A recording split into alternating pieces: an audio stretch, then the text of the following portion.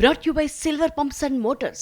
Top quality और consistent performance के लिए सिर्फ सिल्वर पंप्स नाम याद रखना. సీఎం రేవంత్ రెడ్డి ఢిల్లీ పర్యటన కొనసాగుతుంది. నిన్న కేసీ వేణుగోపాల్తో సమావేశమయ్యారు. ఇక ఇవాళ కూడా కాంగ్రెస్ పెద్దల్ని కలవబోతున్నారు సీఎం రేవంత్.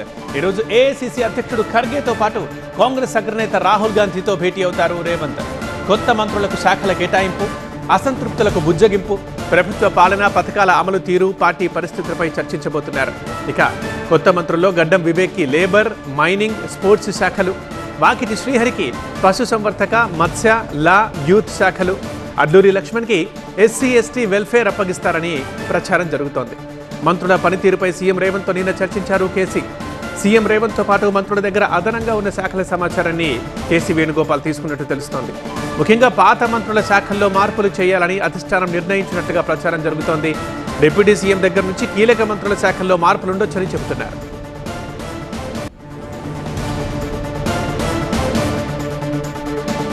ఇక కొత్త మంత్రులకు ఈరోజు లేదా రేపు శాఖల్ని కేటాయించబోతున్నట్లుగా సమాచారం. నిన్న కేసీ వేణుగోపాల్, సీఎం రేవంత్ల మధ్య కీలక చర్చలు జరిగాయి. కొత్త మంత్రుల శాఖలు, పాత మంత్రుల పనితీరుపై గంటపాటు చర్చ సాగింది. 2-3 కీలక శాఖలు నిర్వహిస్తున్న మంత్రులపై సమీక్ష చేశారు. శాఖల్లో మార్పుతో ఒకరిద్దరు మంత్రులకు షాక్ ఇచ్చే అవకాశాలున్నాయని తెలుస్తున్నాయి.